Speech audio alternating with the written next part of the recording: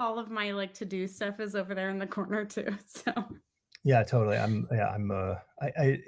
moved out of my personal like dedicated studio a few years ago. So I have like a home studio that's like also our guest bedroom, and then Mhm. I have a writing studio that I go to in the mornings, but like I don't have like I don't have a place I can like slap up my whiteboard, which is Yeah. like for me is like this sort of so I kind of feel like I'm like, I have like one limb tied behind my back most of the time when it comes to like organizing, because I can't just like write on a wall and go, okay, Mhm.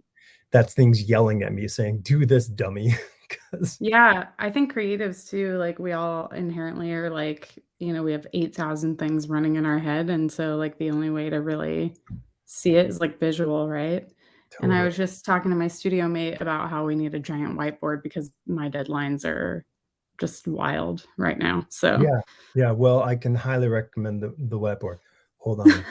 Two shakes of a rabbit's tail here. Ready? Bye.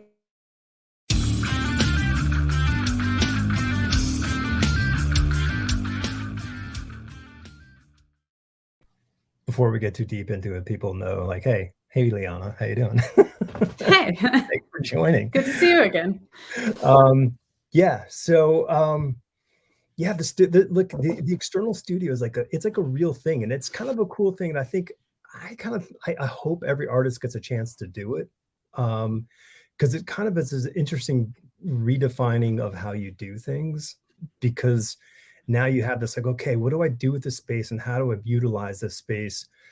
Um, because it stops being like, okay, I'll go over to Starbucks and get some work done, or whatever the thing is, Yeah, or I mean, like when I was in my 20s, we would like hang out in each other's apartments, and you would sit and do as much whatever comic book work you could do in somebody's place on a drawing board. And then, I mean, my place, I had a studio in my apartment in Manhattan. So I had like this, like a legit like room where you could have 3 or 4 drawing tables in that like people will come over after work, like my friends, and they would sit and they would work on comics after work. So it funny was story, my studio mate and I, like, the reason why we talked about getting a studio to begin with is because she would come over here and co-work all the time. Because I was like, "I am very lonely." Like, yeah, my dogs can only fulfill so much in my life, and also, like, I realized that there was a huge disconnect of, like, work-life balance, because my studio is, like, primarily connected to my living room, and, uh-huh, like, I don't even wanna watch TV or, like, do anything because all I think about is work because 'cause I'm, right. like, looking right at it. So, it's, like, the question of whether or not you wanna budget, if it's, like, worth your sanity, and, like, if you're able Mhm. to pay this money or whatever to get things done. Yeah, Or, like, to right. displace yourself outside of your house, which, for a lot of folks during the pandemic, like, they can't really get away from that, Yeah, but for those of us who have been freelancing our whole lives or, like, working from home, it's almost, like, swapped. Like, uh-huh. everyone loves working from home now, and I'm like, "I need to get out immediately." Like, Well, it's uh so yeah, like it was funny because like at the beginning of the pandemic, like my wife kind of stopped. I think she stopped going to her studio for a little while. So she's an artist, and always had a studio. Um, Actually, funny thing is the room that was the studio in my apartment became our bedroom when she moved up to New York, and then this room that was my bedroom became her studio. So like she got a smaller space, but that's how it goes. But like she stopped going, and then it was like, okay, we're both stuck in the house together, which was a little much. So I ended up going over to our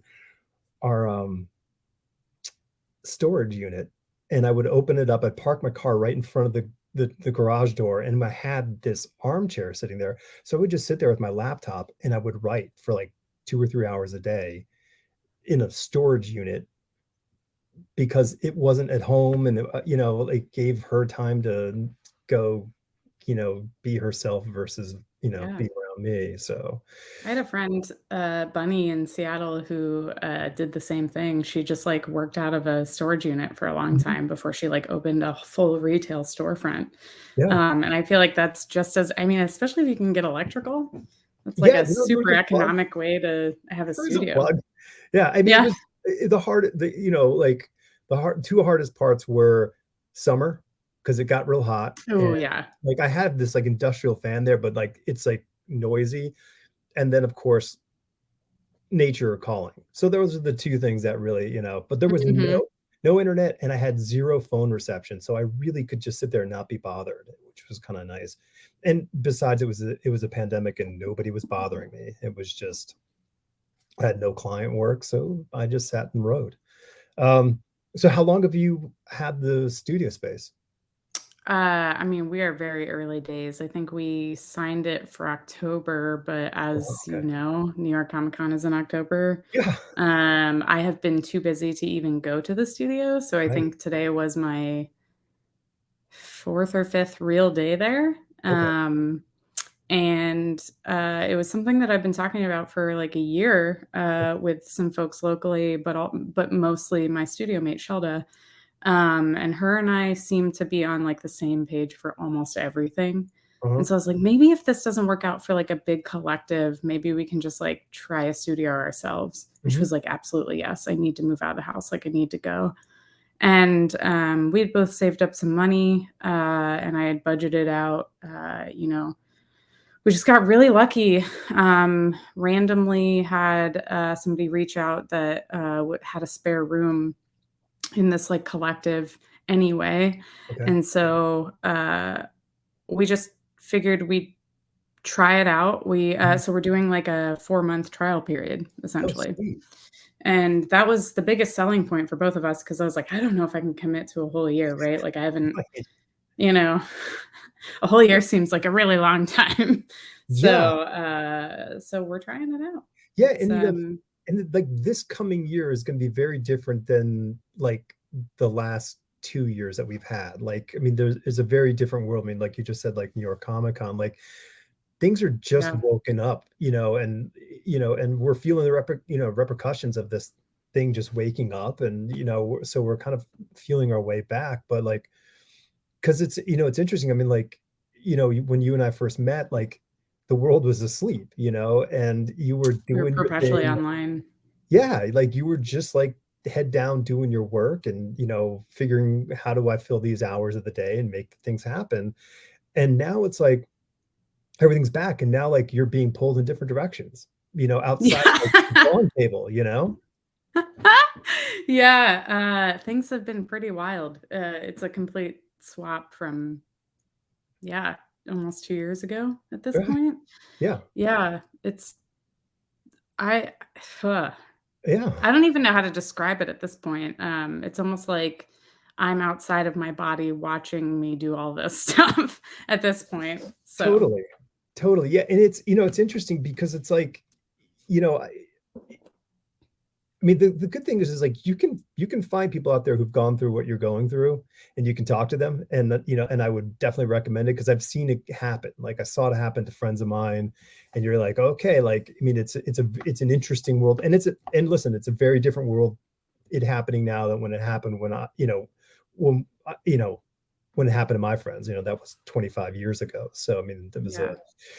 there wasn't this sort of like you walked away from the convention or the whatever thing and that was it, but now it's not like that. It's ongoing all the time. Right. And Um, Especially, like, comics specifically, growing in comics is its own beast, but, like, growing a community and doing your own creator-owned comics, I think, too, have this own level of, like, attention that it needs, and I think mhm, that's why it seems like I'm being pulled in 8 different directions all at once. yeah, well, yeah, because I mean it's interesting because like and I think you were part of the sort of the people who I was first really encountering in what I call like the new paradigm where you are kind of running this whole sort of ship of a production that isn't just like, hey, I'm the penciler of this comic book and I got to line up more penciling gigs to keep my lights on for the next year plus.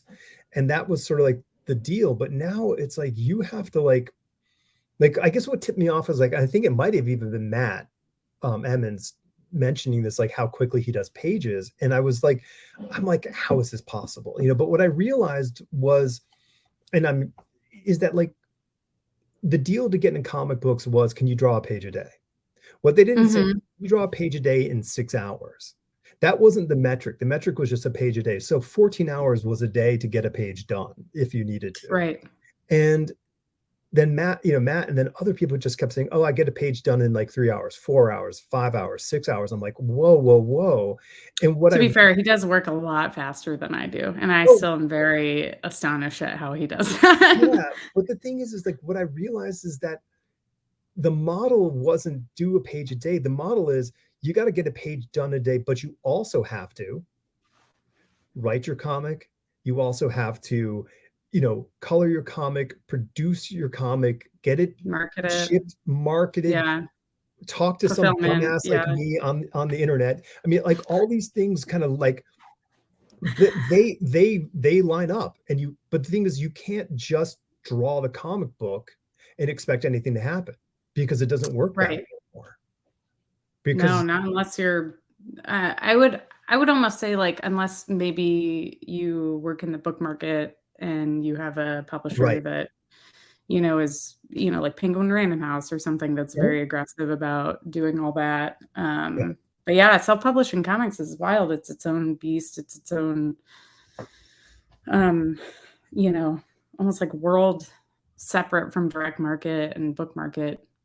And it's a lot of work. It's a lot of work. Oh, it's a ton of work, and I just so I mean, to me, I'm fascinated by that, that because like it's an accepted thing. This is what it has to be. So nobody is sort of saying, no way. I mean, you got to do it if you want to do it, and I think it's beautiful because I think everyone's solution is unique. Um, like Jesse Lon, I just talked to Jesse Lonergan, and like, I mean, Oh, yeah. the guy just, I mean, like, I'm like, so like, how, like, he has a very limited time in his day because he's got a kid and a wife. He's like, I get my page done here on top of all this other stuff that he does. And Yeah. you got to listen to the talk. It goes out tomorrow. So I'll send you a link, but you definitely need to listen to it because Yeah, I love his work. He's so good. he's so good and he's so thoughtful about everything he's doing. I'm just, and so all this kind of like these different approaches really do impress me. So like so what is your, I guess maybe like what is your thought, like, okay, I'm getting a studio. What is the goal of having the studio for you? Primarily, it is not to work nights and weekends anymore. I Sweet. think, over 3 years, I'd be interested to talk to some of my peers about this too, because I know that they've also kind of done this, in that we kinda just started filling our time with work, and I think that now that we live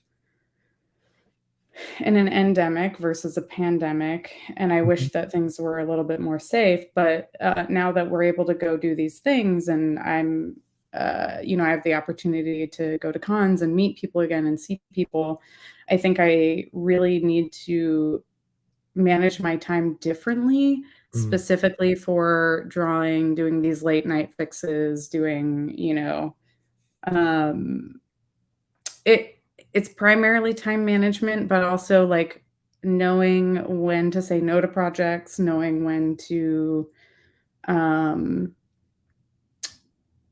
knowing what I think is gonna be, fruitful for my career versus, saying being a yes man to Sure. everything. Yeah. And I think specifically getting, like, camaraderie, out of it is very useful. Like, for instance, the other day, I'm working on the True Call trade paperback cover, Uh-huh. and for me to be able to just be like, "Hey, Shelda, can you come look at this real quick?" Like, 2 seconds, as opposed to, like, send a message, Yeah. wait, see if somebody will answer, And, like, to have that, she's a phenomenal designer, a great illustrator, and so to have, like, a friend look at your work and a peer that you respect is so Yeah. useful, and especially one that actually enjoys your work as well. Like, I think that they'll be able to be critical and helpful in ways that make you better, Right. and I'm very lucky to have that, and I mean, really just like better work-life balance and being happier. Honestly, that's Right. 100% I think what it is. And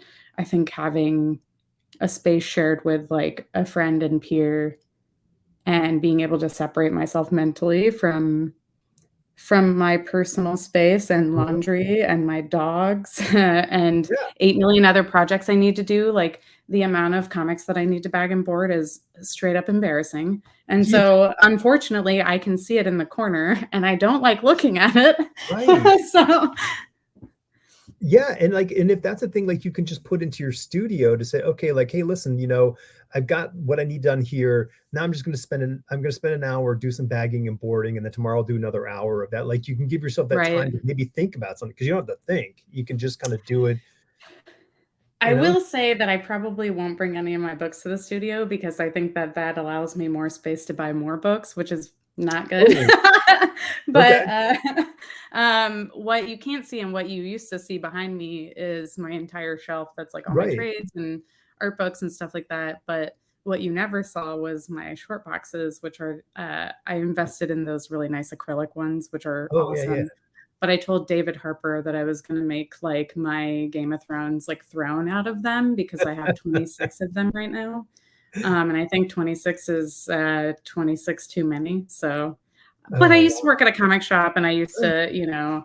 to, be a collector prior to working in comics. I think that my spending habits went from normal things that I would read to, "Oh, my friend worked on that, so I'm gonna buy that," Sure. and then, and so on, so it spiraled, Yeah, but that's a problem, sort of making a lot of friends in the business. Like you feel like you want to support everybody, and then you're just buying all these books, and it's not like you're unhappy to have that, but it's also like, okay, like it's like you almost have a whole separate collection of just like love and kindness, collection. yeah. Yeah. I mean, I think I got up to 12 long boxes. That was like my apex, and then I gave away just tons of comic books to like a hospital. I'm like, I can't. That's such a good idea. Yeah, we have St. Jude here, so I plan to donate most of my books to libraries or St. Jude, but I think I feel for those that who are collectors and people that work in comics that also collected like silver and golden age stuff Sure. because I think that that would be another level of like collectability that would take up way too much space in my house. Uh-huh. Luckily, I became a fan of comics in my teens, so I didn't quite buy any of that. Right. But I'm definitely the indie type, so I have a lot of zines and other things that don't even quite fit and Yeah. aggravate my very specific brain where Sure. I like everything to match and like be the same size and Uh-huh. like like when you see a spine that doesn't match and it's like the fourth volume of a Mhm. publisher and you're Oh, yeah. like, why? Yeah, like, why did you That type. Yeah. why did that not just be a template that you moved over to the next one? So why is the 4 higher than the 3 and the Who's to say? 5? Yeah. Yeah, yeah, yeah. I mean, it's that stuff that'll just blow your brains out, if Yeah. you let it. No, Uh, I totally get that. It's nuts. Yeah, I think that separation of church and state is super important, and it's hard, because I mean, listen, it's hard at home because we have all our life's distractions along with that. But then, like, you are in a different space, and it's easy to kind of like say, okay, here's the work that I need to get done here, but it's like then you like you'll find yourself going like, oh, I have to drive 15 minutes here and I have to drive 15 minutes home. Like, am I losing a half hour a day? Is this, like you'll battle that that sort of mental production at times. yeah. It's a game. Yeah, a game of short box thrones. Yes. The joke Uh, did fit. Okay, good.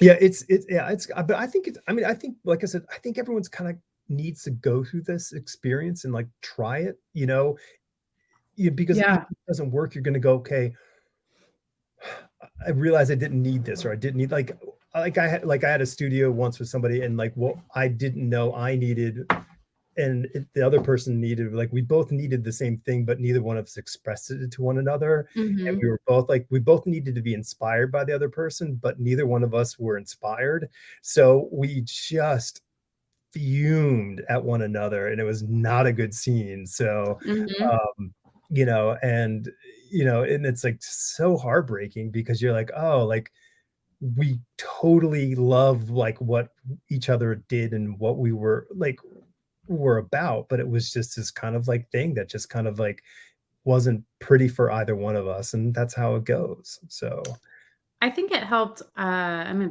big communicator, and I think it helped that her and I were friends prior to this, yeah. and, like, she introduced me to a lot of the local community that of artists and stuff, and, one of the things we did up front was a lot of, like, communication planning, was like, Mhm. "Okay, like, when do we reassess? Do we, like, meet every Friday, or do we meet every other week or once a month?" And, who takes on what roles, like, who takes the trash out, who does this, or who brings this, and, like, I Yeah.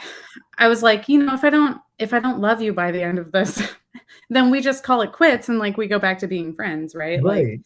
and I think that the presentation of that up front was so crucial because it's the same of, like, relationships and things where I think as long as you have these clear expectations or at least say things when they need to be said, then Mhm. you carry a healthy relationship and hopefully a healthy studioship or whatever Yeah. need from that. That is a bummer. I feel like that sounds a lot like college because I didn't get a Oh, lot yeah. of that in college. I got that in high school, like I was in AP art classes and stuff, but in college, I just like lived with my ex roommates and that was it. Like we weren't really like creative around each other or anything. So this is, I think, making up for my times where I wish that I had that. Yeah. Um, I feel like I'm benefiting from it, and I know she went to an art college with a ton of people and, like, had that, and, Mhm. like, that was her key aspect of, like, missing that, so Yeah. I like it. No, I think it's amazingly fruitful. Like, and Mhm. I've had other scenarios which have been far greater. It just that was just one that I recall being the not so great version. So Yeah.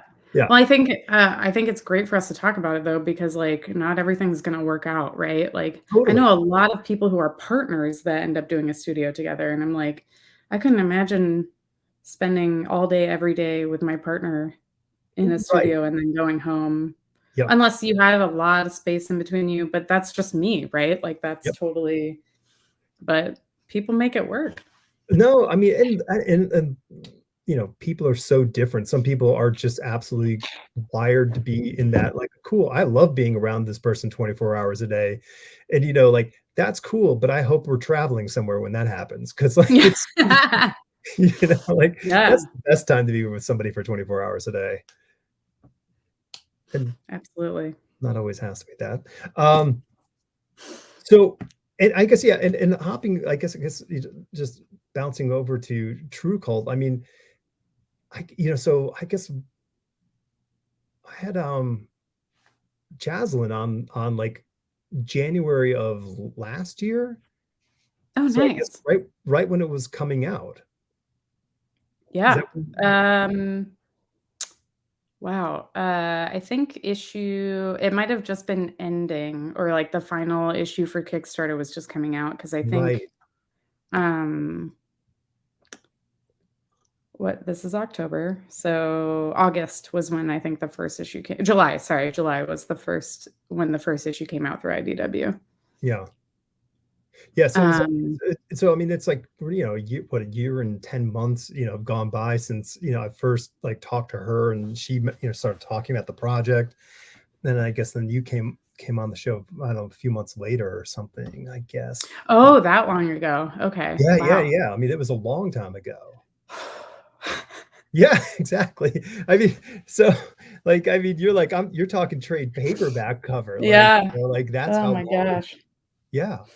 So Yeah, that's how wild. does it feel like, I guess, now looking sort of at the sort of the scope of that project, how it's come along, and what were your thoughts about like it entering, and then where are you now with it?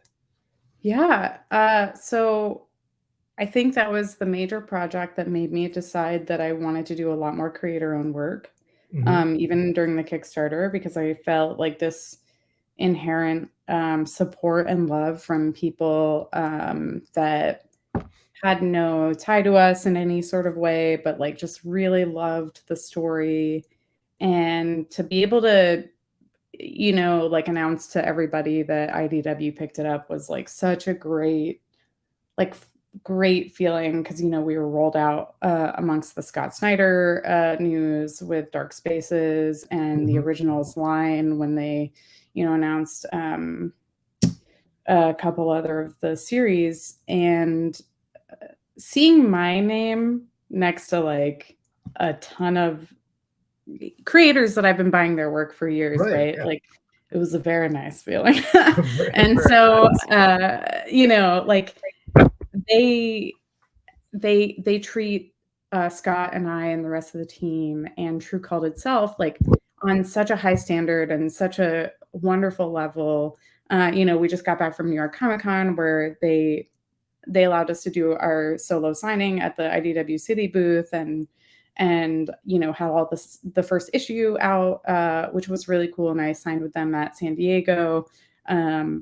For even like they did special limited edition lithograph prints, and they're just very invested in True Call as we are, you know, like we're so passionate about this story, and like we were able to do extra content for this version, which was really cool because they were very loyal to us wanting to fulfill the story and everything for our Kickstarter backers first. And that was so important to all of us. And specifically, you know, I think something that Jaslyn had brought up, and we all agreed that that was, you know, our responsibility to the backers. Number one, they believed in it and supported us from the beginning. So like, no matter what, we got it to them first. And it was great because like they waited to announce it until after, you know, they waited and they're like, how can we make it different so that way we can bring over everyone else and like make it feel like they are investing again and worth the money, and also bring in new folks, right? And so they're just so good about just being supportive of us. And again, like they get how weird it is. And I love that. Like everybody on the sales team and like Blake and Greg and like Samantha and like Kevin and everybody that we work with at IDW, even outside of our editors who are also phenomenal, they like they love it so much. And so like I love seeing them, and they're like wearing True Cult pins, and I'm like, oh, I just love you guys so much. And like I just feel like we work really well with them. So every step of the way has been such a phenomenal new part of the story to like add to it, right? So just, I mean, it's inspired Scott and I to like work together again already. You know, we started working together again on a different project after True Cult wrapped up. And you know, I work with Jaslyn any chance I get. Love Jimmy Flats, you know, 90% of my work.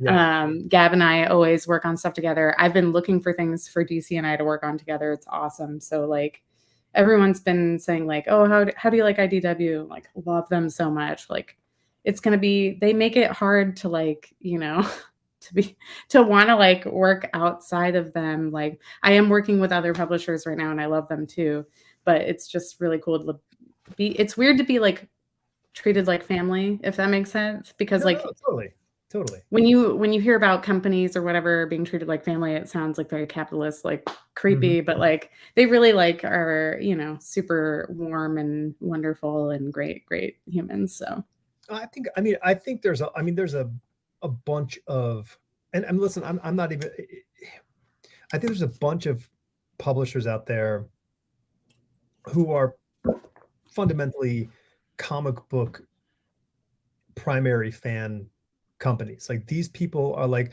they love comics and they want to make comics. They want to make unique and individual comic books out there, more so than creating sort of more valuable IP. You know, like the IP to me, like that's a byproduct of whatever the thing is, because you just can't like say like, oh, well, I've got this person and this person, we're going to make something and it's going to be this big valuable IP, because that's not the reality of it. And I mean, and listen, I know that Marvel and DC make a ton of money with their IP, but those are comic book companies that make comic books to trying to make comic books for like the comic book readers. You know, the byproduct is this something that they can apply to whatever their other media? Okay, great. But they, you know, we have all this stuff that those companies have generated because all the people making them love Yeah. comics. You know, the people I love when a publisher is like investing in creators because yeah, they know like, and I feel like most of the creators I meet that I get along really well with, it's very funny. Like most of them are like ex comic shop yeah, employees, or you know, like for instance, Matthew Klein. Like I found out the other day, like you know, he wrote Crashing, and like I did a variant cover, and I was like, oh, I didn't even realize he worked at Forbidden Planet, and I was like, oh, this makes so much sense now. Like you know what I mean? right. And for all of us, like equally, like you're either a creator or also a creator and an ex comic shop employee. Yeah, But no, when publishers are like that invested in like the creators themselves, you know, and like trust them uh-huh. to create and, you know, kind of go with it. Yeah, and you know, and it's an interesting thing. Like, you know, you were saying how like all the people you did, you know, you did True Cult with, and you're like speaking how you would love to work with them, or are working with them, or want to work with them again. Like these things, it's interesting because it's sort of like a band. You know, like you know, you kind of like you like it's like, okay, when are you guys getting back together and making a new album? You know, like Yeah.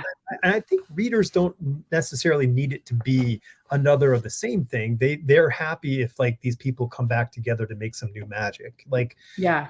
I think the by and large, especially the indie market, is pro variety in that respect. You know, I think it would be harder, like a harder sell for like the creative team of Fantastic Four to get back together to do a different book, because everybody's sort of like, I love your they may just like Fantastic Four, you know, and say like, cool, but I want more of Fantastic Four. But I think like Right. that team getting back together could do a completely different book. And I think you'd still get all the same people who were the plank owners of issue 1 from Kickstarter. They're all going to be in because they're you know, they're in the cult.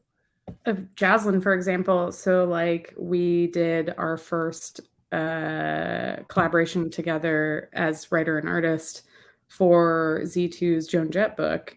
And like Right. yeah, and so like I always talk about her writing. Like her writing is phenomenal, and I love working with her. We have a very good working style in both like in writer artist mode and also like in her marketing, branding, everything world, and as a creator. And so I think because we have those skills all together, you know, we're picked up for more stuff. And so it's nice. We got to do the Blondie book as well. Like they came back to us immediately. We're like, we'll turn it around. We'll do another story. It's going to be nowhere near what Joan Jett was. But they knew exactly what they were getting. So it's Man, nice. dude, Joan Jett is so cool. Like, Yeah. so cool. Like I remember, like, you know, as a kid when the Runaways came out, I was like that band was just so rad, and I was like, these guys are great. Like I love this stuff. And then when she went out solo, like she was just so badass. And that is so cool that you get to work on something about Joan Jett, like and Blondie. I have a quick He's Blondie one of my story. all-time favorite idols. Both, She's well, so actually cool. both of them, which is Yeah. crazy. And like one of the reasons why I wanted to drum and like sing and do all that stuff is very powerful, like punk rock, you know. Yeah.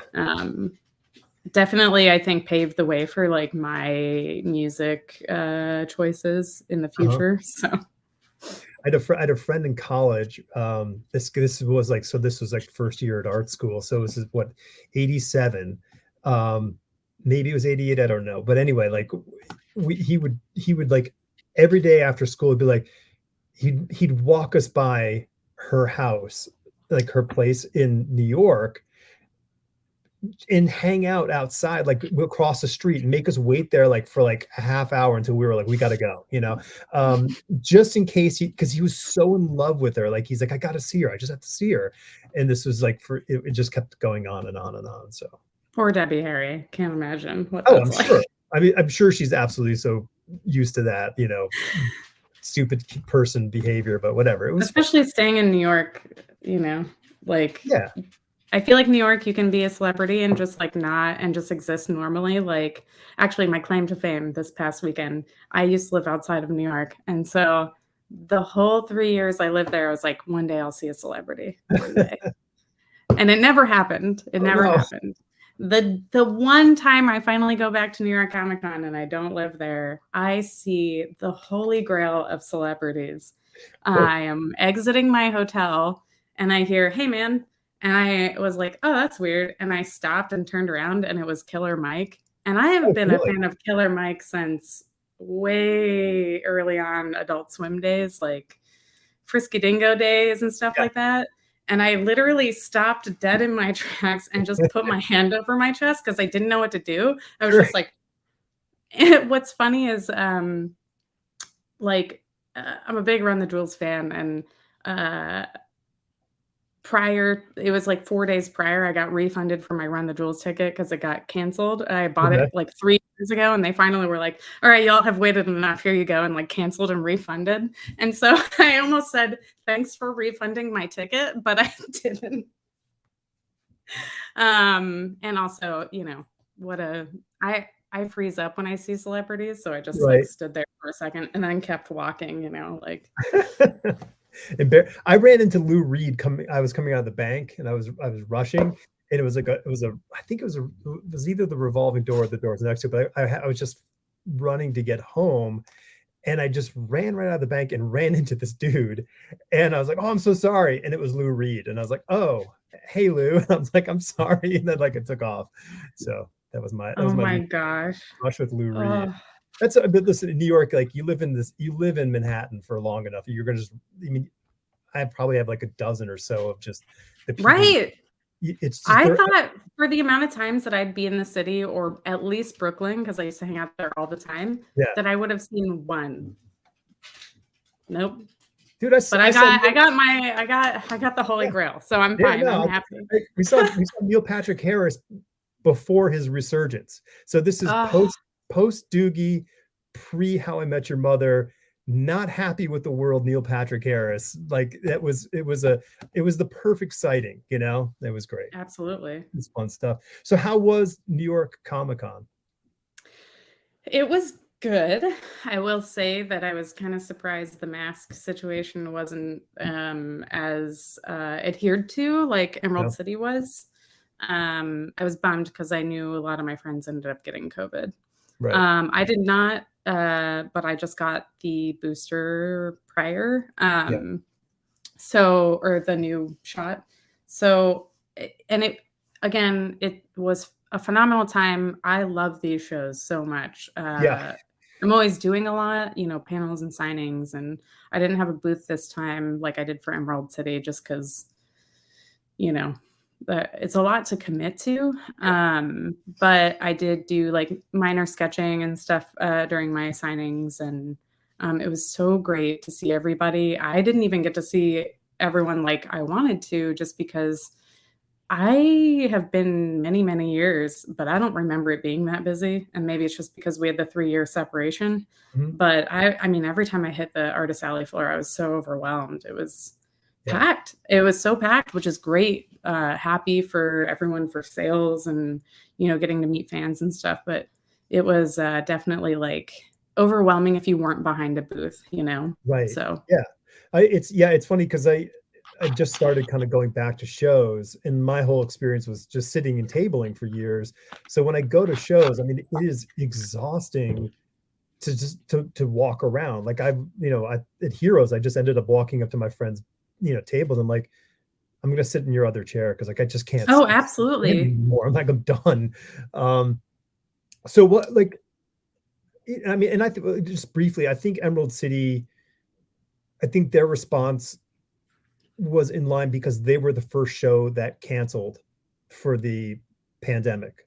So Emerald City was supposed to happen, and when the pandemic opened, and they had to cancel. So they were the first one that got knocked off the calendar in 2020. So I think that they just sort of like, they needed to be very careful because they were sort of like the first, you know, wounded. I also think there was a lot of a response based off of it being Seattle. Just knowing, I have a ton of friends that live there, and just knowing like they're very serious. I think that they have a higher vaccination rate, you know, tech city. So like, I think they got, I think ReedPOP got a lot more pressure. Who's to say? I don't actually know, Sure. but I know that, They've that was the they first show responded, back for them, like having to go, 100% back for the first time, right? yeah, So I think it was probably a lot easier for them to facilitate all that. New York is like its own beast, right? Like I feel like that would be almost impossible. Even at yeah, Dragon Con, they said they were requiring masks, but you're in Georgia. So um, there was like an intercom announcement every like 20 minutes saying like, please put your mask back on. It yeah, goes over your nose. Like the woman sounded extremely exasperated every time oh, she had to make the announcement. sure, And it was just kind of, it's hard because like we're there for the fans and we're there for, fans and collectors and everyone. And I think it's nice that these con organizers are trying to make it a safe space and like they're doing their best trying to like adhere to these policies. They're brand new policies. Everyone's still trying to figure everything out. It's yeah. just its own complicated, It is. I mean, it's a dynamic that we have not sort of figured out yet. And right. the only things that we can figure out is how we handle it, Absolutely. as an individual. Like we can't like you can be upset about the situation, but you can also say, I'll do my thing, It's Yeah. like, yeah, it's and I think if we can just kind of take care of ourselves first and foremost, at least we won't go crazy. So like there's a big difference like now, like I mean like so like for you like show you know tabling, sort of like, hey, here I am, and you've got, but not, now you're not tabling because you're sort of like scheduled. um Hmm. there's a interesting, like, my buddy was sort of like a pretty scheduled artist in the 90s, and he was just so tired by the end of the, like, we'd hang out in the evening and he was just like, I'm just so tired because like I can't even just like pace myself or like walk away and go like find a quiet spot. Like, did you find yourself to be a little like emotionally drained from it? My dogs are very excited about something. Emotionally drained from what specifically? Like Sorry. the scheduling and having to sort of be on, for With these different cons sort of, specifically too, or yeah, like, for the cons. I'm yeah. like just going like, let's use New York as an example. Oh, well, so funny story. Having had done, so I've done almost 7 cons this year. I'll be doing 7 by the end of Thought Bubble and LA Comic-Con. I realized that I think it would be very beneficial for me to do like signings on one day, Hmm. panels on one day, just because I am not good at scheduling myself breaks, which is another thing that I came to realize with the help of a couple friends of mine during the convention, to be like, why am I so tired? Yeah. Why am I not sleeping? Why am I waking up like 6 a.m. like in like a fury of like, I got to go get stuff done. And it's because I'm not taking breaks in between and like rushing from panel to signing to, everything. And with tabling as well, you're facilitating almost like staff at that point because you have to have somebody watch your table or like ask a friend to watch and all these things. And then you also have to think about all the lead up to the con where you're like getting all your stuff together, like you're shipping things or Hmm. creating new merch or, all these things to like create an experience for your customers and fans, but also like you're running the whole retail store of Yeah. like your business like by yourself. And it's like Mhm. you're socializing at cons as well because it's all your friends and you miss them and it's a lot to handle. But I think one of the major things that I've realized is like I need to give myself more grace. I'm not going to be able to see everybody. I'm not going to be able to hang out with everybody. So I like that's the biggest number one thing because like I hate letting people down. I love to, be there for people. And two, managing taking breaks in between, I think is a primary thing that I'm only just now learning. So, if I go to a con, I should probably take a couple days off to like decompress and stuff. I have not done that yet. I have not scheduled that for me yet. You know, I kind of always looked at cons as like fun for me and sort of like vacation, but it is work. And so Yeah. I think what I didn't realize is like I haven't been doing this for 3 years and I went 100%. And so, you know, my social and mental and physical battery is draining low and I don't realize it because I'm like so happy. I'm so excited that I get to hang out and see everybody. But at the same time, you know, you're like your stamina is like slowly chipping Mhm. away. Yeah. And so finding things that also will re-energize me is something that I haven't quite figured out yet because like I could do drumming. I can't drum right now, but so I'm like, I need to find other things in the meantime where I need a backup. So um, it's all like a very complicated, long learning process. And Yeah. it's funny because like having had done, I mean, both of us, like having had done this for years and like having to learn that or like unlearn a lot of like, overcommitting and like um, thinking that you can do it in 4 hours, but it actually takes 7 or something like that, you know? Well, So, the thing is, I guess it's like, you said a really strong thing in the idea that like, you sort of think these things as a vacation because it's mhm. an opportunity to go like you're not in your real world, so you get to do something that's outside of your day to day, and you are around the people that you know really well, who are like your peers, the people who you would love to know better, and people you've never met before. And there's like all these very positive sort of things that keep coming like they're sort of like it's a cycle, when you're meeting people. Yeah. And you can say, okay, cool, I'm energized. But what it is it's just you're just kind of adding more fuel to the fire, and you're just running at this sort of like this sort of red Mhm. line for the whole period. And it's tough. Like I found myself like having to try to figure out how like at Heroes how I was like managing myself, because I was the first day I just ran myself to the ground. And I realized like, okay, I need to meditate. Like, so I meditated in the morning before I did anything else. So I just sat, did my time. And I wish I was smart enough to have done it in the afternoon just to give myself a second shot at it. But do you have like self-care? Like, do you have like a daily self-care thing that you could carry over, or are you kind of like, hey, maybe I need this? Yeah, so I actually during conventions, I have a friend, Robin Warren. She runs Geek Girl Strong, which is like this platform to like get people more active and stuff at conventions and for nerds and stuff. And I try to, as long as I don't have a panel or a signing, I always put her workshops in my schedule so that way I can like weirdly it sounds like get exercise and like Yeah. also have fun and like be with like-minded people. And I also a lot of times I learned from doing conventions with Jaslyn, I go on morning walks. And so I try to do like a very long walk just to kind of like download whatever happened the previous day, get a little cup of coffee, Yeah. kind of work out. I typically prefer to work out before conventions. During these times right now, it's very difficult, especially because like a lot of folks who go to the gym don't typically wear masks.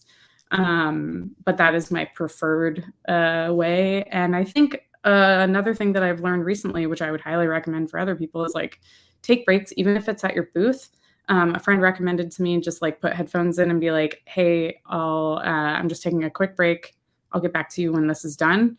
And I found that to be incredibly helpful. I did one so far at New York, and I was like, why haven't I done this like multiple times throughout the day? Like, even if I Yeah. was taking 5 to 10 minutes, right? Like, just to kind of like be in silence or like put noise canceling headphones in. Cause like we're not used to the overstimulation of like tons and tons of people and loud noises and things like that. And so we're kind of like going right back in without having that primed in our directive and like how we work right now. And so trying to be kinder to myself, but I mean at home I'm pretty, like I like waking up very early in the morning and I enjoy working out. And I think like I take breaks sometimes to like my rule is like I leave the house once a day.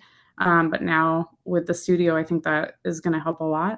So two things. One, do you think we got a shot at marketing a stylish, but like maybe like fleece lined box with a hat in the center that we could just put over our head and wear our headphones, like a like isolation box? What do you think? We could probably Oh sell my that. gosh.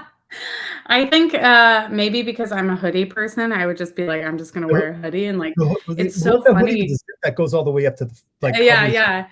At New York, in order to, like, take a break and, like, not be stopped, this sounds so crazy, but there was one row that had a lot of my friends on it, and so I literally had to put sunglasses, my mask was on, sunglasses, and then, like, a hoodie over so that way they didn't see me and stop me, or, like, I didn't feel compelled to go talk to them because I was like, You Mary "Okay, you Kate have Olsen one did. thing to do." Like, yeah. You have to go and, like, just go do the thing, don't stop because, like, I get distracted, and I'm like, "Oh my god, I wanna say hi to that Oh, yeah, person." no, totally, totally. Ugh, Like, I know, because like, if I'm running like, "Oh, I gotta go talk to so and so," like, I have to, like, break off and go, like, to areas where I like, "Oh, these are the retail shops." I'll just run through there because mhm. that way I won't, like, see somebody or someone will say, "Hey." Yes, yeah, I won't know anyone, so it'll be fine, Yeah, like, yeah, yeah, totally. So, like, it's so so this is a particular bugbear of mine that I'm kind of been dealing with, and you're bringing it up, and it's like the getting up and doing things, but, like, we gotta take care of ourselves. Like, this is something that's, like, been, like, I mean, we've, you know you know losing, like, Kim Jong-gi, like, at a really young age is crazy. Like, we've got yes. to figure out, like, how, like, this community of sort of like seat-bound creators can stop being, because like there was this whole thing, like I remember being a young person and looking at like other cartoonists when I was 22 years old and getting into business, and I thought like, oh, these people are, this guy was 86 when he died, this guy was 94 when he died, like what a great career. All these people who, you just, it's good, but it's not, it's actually a terrible career because it's super like sedentary. And like we got to figure ways to get everyone to be more active and mobile and healthy, because it's I would not. also almost argue, like, on top of physical health, like, knowing when to ask for help from, like, your teams or, like, Yeah, editors, because something that being a people pleaser, I'm like, I never wanna let my editors down, I never wanna let my right. team down, but there's, like, a point where, like, you should just ask for the extension, you should just ask for, like, a little bit of grace. Yep. One, like, I did a tweet the other day that it was like, "Shout out to all my baddies that have unrealistic expectations of themselves." But it's truly like, because I have this unrealistic expectation of myself, I just assume that everybody else has the same Sure. expectation, but that's not the case, right? Like, we all need to realize that, like, you can't make up what other people think of you, number 1, and not a creator machine. So, like, if you need the day off or if you need something to, like, recharge and, like, be this better version of you, whether it be working out in the morning or, like, you need a mental health day and, like, just unplug and, go read a book or play video games or touch grass, like, we need to be supportive of that too, Yeah. because I think no matter how much you work out, like, there's still you can still definitely, like, overwork or overcommit or, Mhm. um, burn Yeah, I mean, yourself it's out like that way. if you consider like exercising a pressure relief valve, that's Mhm. great, but you still got that's a treatment of a symptom versus taking care of the cause. And if the Yeah. cause is that like you are overstressed because of your own expectations or not saying no or whatever the things are, it becomes, like there's only so much working out you can do at that point. Yeah, exactly.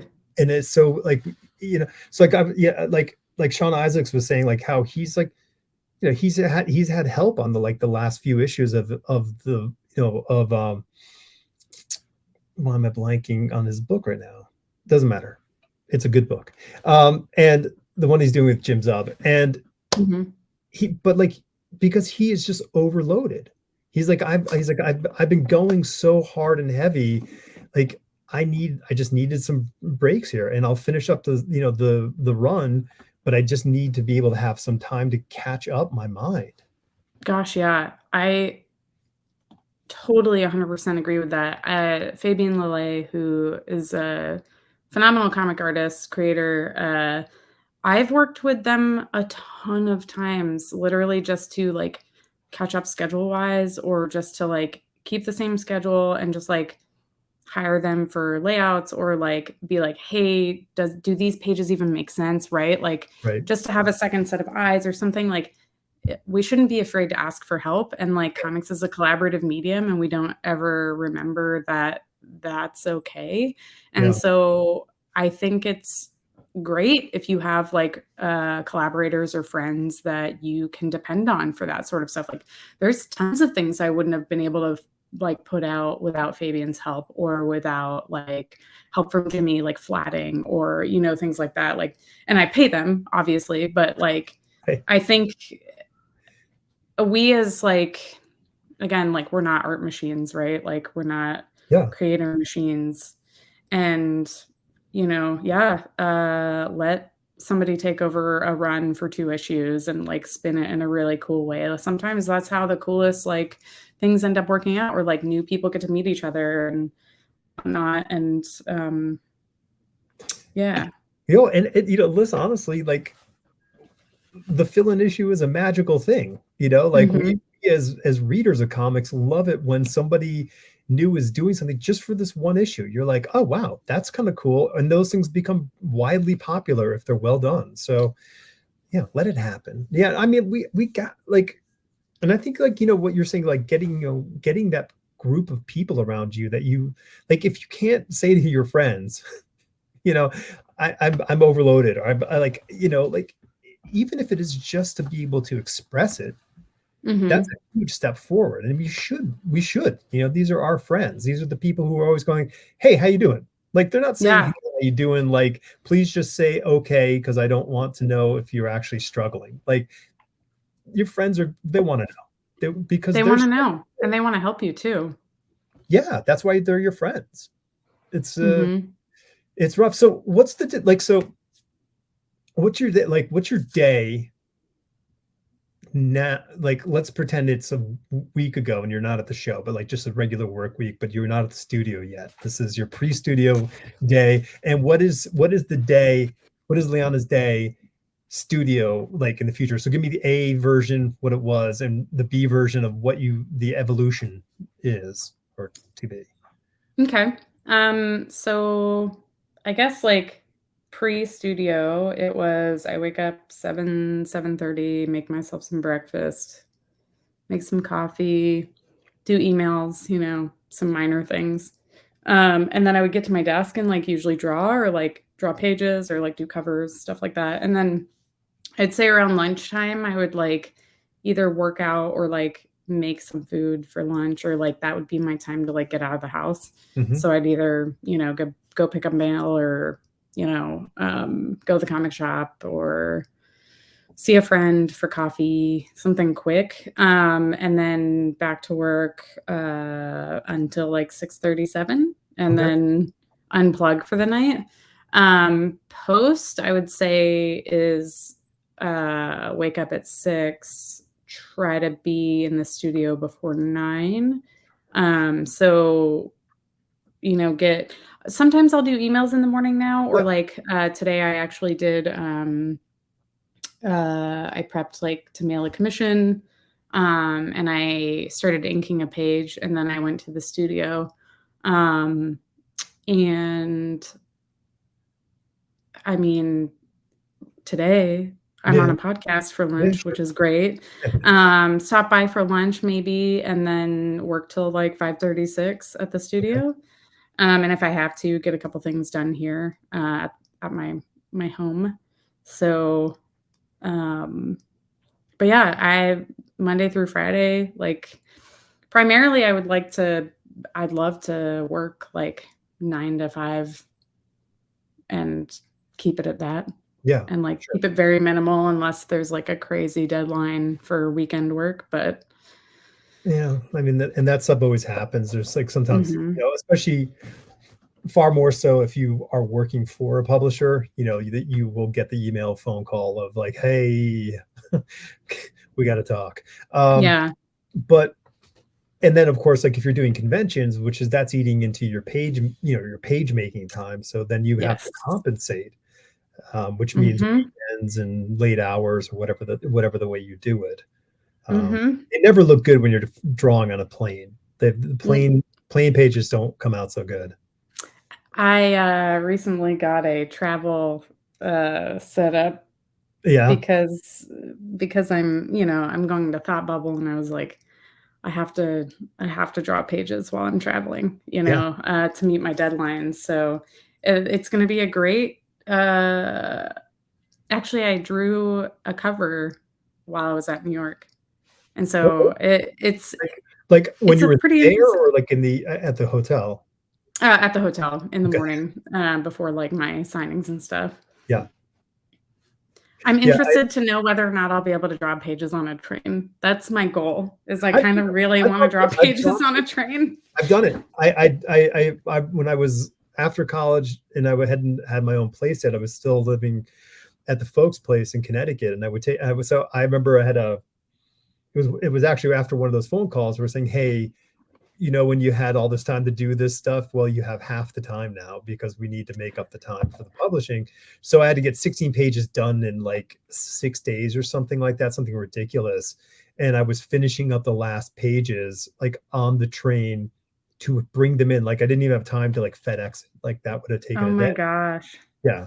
I remember, I think Erica Schultz and I were taking the train once, and I was like flatting on the Mhm. train, which now in hindsight, I'm like, the amount of stuff that you could get done on a train is so much more now with like Oh, technology, like for sure. iPad and all that stuff. So So wild. what's your workflow? Like what are like how are you assembling your work? Like you like My are you covers are thumbnail? traditional, Yeah. and then I scan them in and color them digitally. My all of my sequential is digital unless it's like a short, like the Dagger Dagger story that I did for Matt's anthology. I Mhm. did traditionally, but the yeah, unless it's a cover, everything's digital. And so So I have why?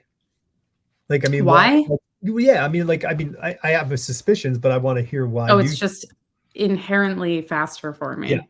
And so, like, I'll be able to get a couple pages done, I would say sometimes, like, if I'm working from home, if I have nothing else happening, I can get 2 pages a day done, That's great. maybe, Yeah. but that's like a 9 to 10-hour workday, so Yeah, that's a long so and okay, that's if it's laid out and everything already. right. So what's your layout? I don't think you and I have actually talked about like your art process. I actually Like have my layouts right here. They're on my wall. they're post-it notes. And I see I can see No, no, they're like I full see the edge. pages. Yeah, yeah, I'll lay out like 4 pages on a 8.5 by 11 because I like writing notes for myself, and then sometimes I'll like gift the layouts to like the writer that I'm working with. uh-huh. I don't know why so like my layouts are more like thumbnails and my pencils are closer to inks. Like it's almost like somewhere in between both. Okay. And every time I send my layouts to my editors, I always preface, I apologize if Mm, you can't find it, if you can't figure out. That's why I try to like do everything in different colors. So like right. my thumbs are like in graphite, and then like I think lettering I do in blue on these ones specifically. Um, and I've done layouts digitally. I just think when I work smaller, it's Mhm. easier. Yeah. And I primarily work based off of my layout and prefer to just draw straight to inks. So like I'll do like a really sketchy version underneath and then Mhm. erase and then ink it. Yeah. Yeah, it's so interesting because like there's this lovely and dangerous evolution of process, you know, when it comes to like creating a page. Like I think my initial rate was I made I think it was like a 4 by 5 grid for thumbnails. So I would thumbnail like out a whole book like on one sheet. So they were, Oh, like, wow. so they were probably, like that big. And because it was just getting form. Like, am I telling the story with the forms that I need to tell and the layouts that they work? Yeah.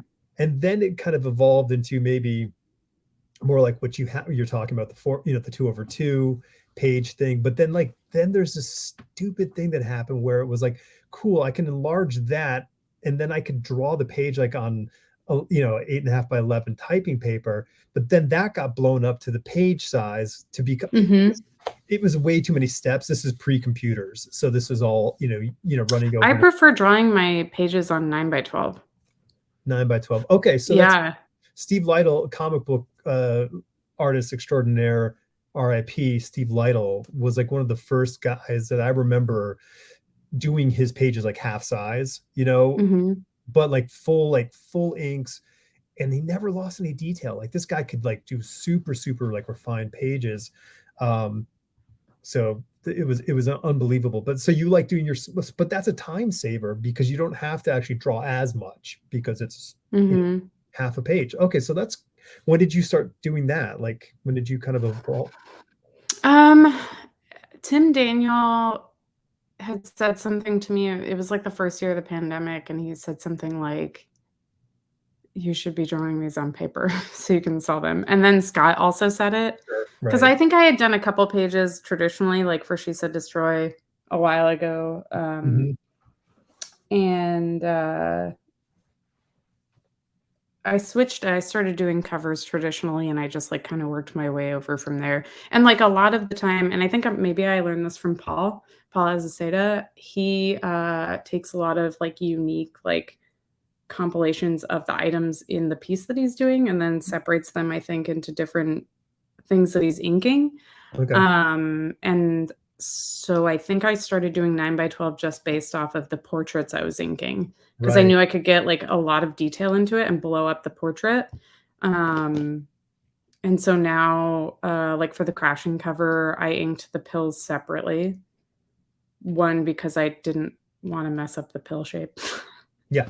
And two, like if I was going to be laying down a lot of whiteout or anything, like I didn't want to run it over the figures. So, and so that was something that I learned. So I have a lot of weirdly inked things that make no sense unless you have the companion piece, right?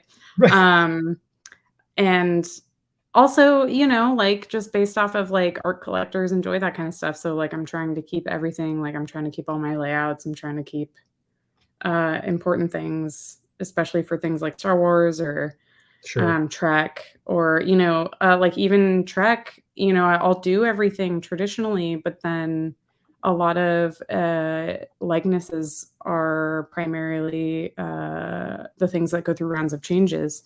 So like my Picard cover looks somewhat completely different than my actual published cover, just based off of like what does Patrick Stewart or his team prefer, for him to look like in this specific cover.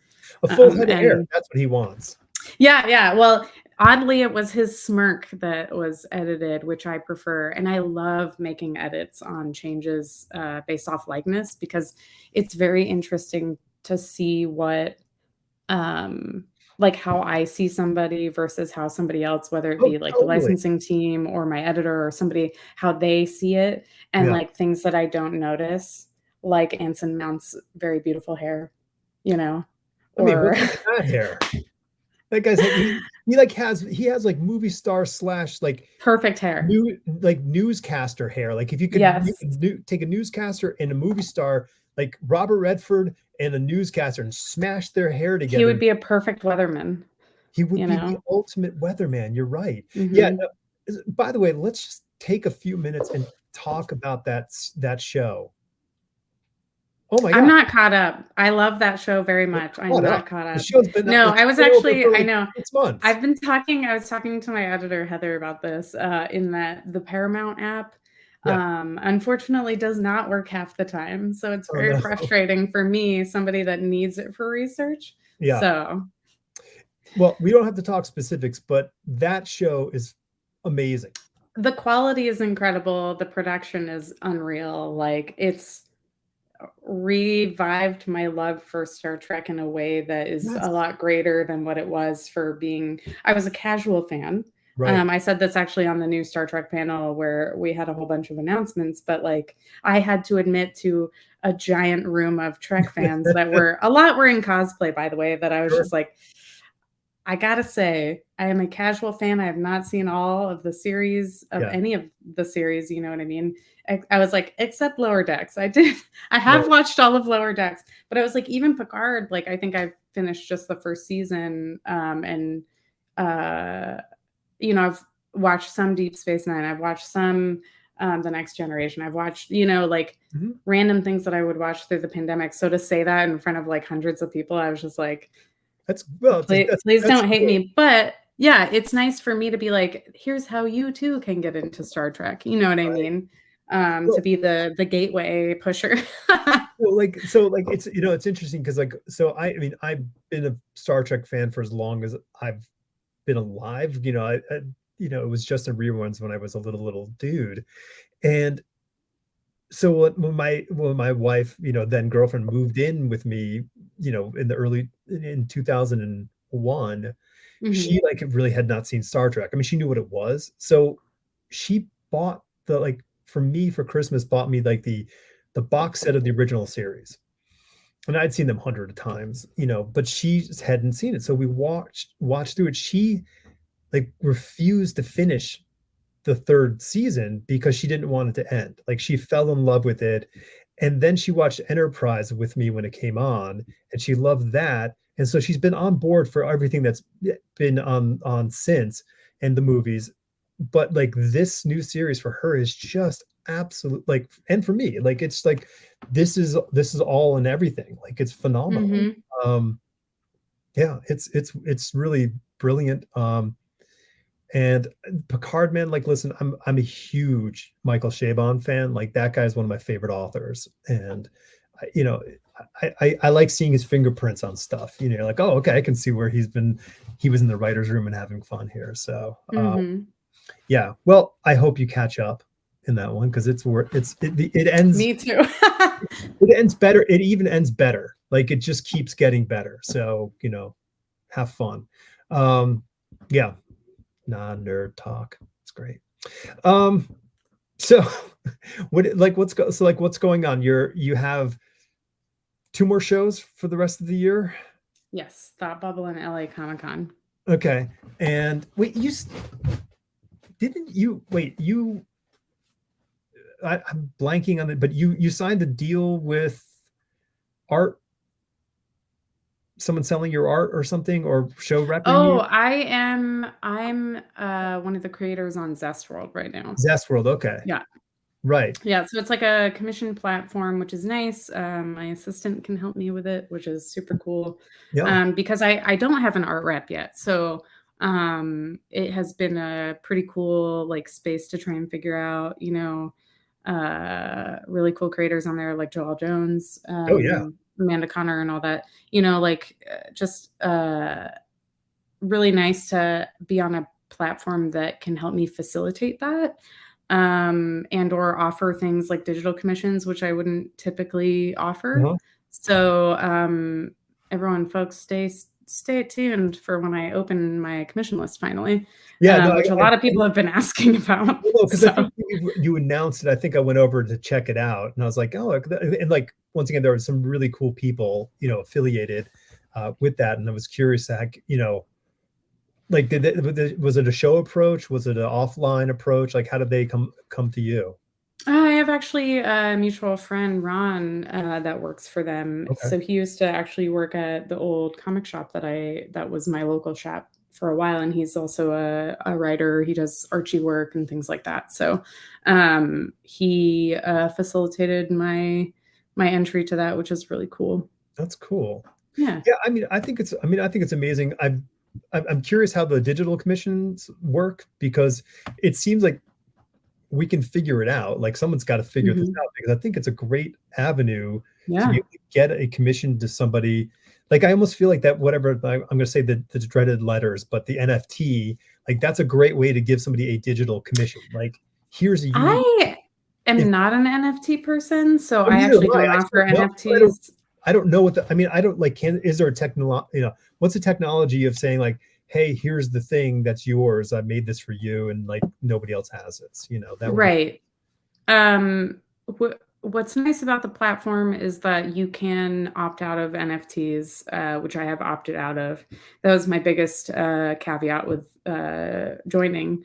And I think other sites like Ko-fi or Coffee or whatever okay. do facilitate like digital commissions, which is really cool.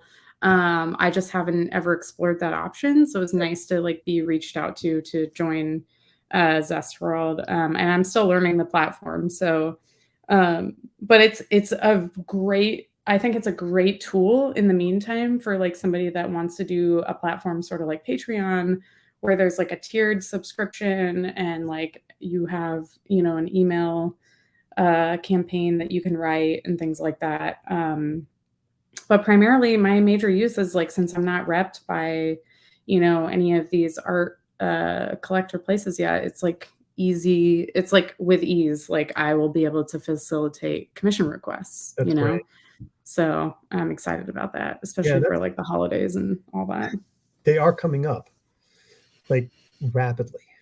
Mm-hmm. Yeah. Well, Very yeah, I mean, rapidly. whenever you announce that you're actually open, I'll retweet or whatever just so anybody else finds out, because that's Thank you. I think I mean it's exciting. I mean, I think the cool thing is that there's all these wonderful platforms out there that you can do a variety of stuff and sort of really have a broader like what Elsa and Tom are doing with Yes. Everlasting. Mm-hmm. There's just a lot of opportunities out there that we can kind of like try and evolve whatever we're up to, wherever we're up to.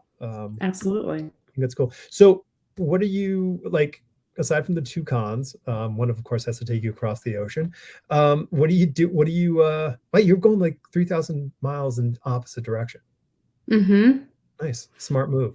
Really planning that one out there. Um, Yeah. yeah. So I mean, like, what are you working on that people can look forward to seeing? Yeah. I'm actually working on a boom book right now, which is Not awesome. quite there-ish. Yes, yeah, that's what those are. So I am actually working with Elizabeth Bray, my editor, who's phenomenal. She introduced me to Sarah Gailey. They are a prose and comics writer. I actually really enjoy their work a lot. Like I read the Echo Wife that they wrote. I think that was like award winning from last year or the year before. And they wrote Eat the Rich for Boom Studios as well. Great title. So we have a book called Know Your Station that's coming out, and it's a space horror that Oh, cool. kills billionaires in space. Okay. Who doesn't love to do that? Yeah. It'll be out later this year, and when I tell you that this is the wildest book I have ever worked on in so many phenomenal ways, I'm not exaggerating. And two, some of the coolest covers I've ever done. Just pushing the envelope each time on all of them. And it's been a really cool experience because I get to work with a lot of different folks over there, in art direction wise, and also like a really cool new way to collaborate with Sarah Gailey has been like such a treat, and I love them so much. They're so cool. So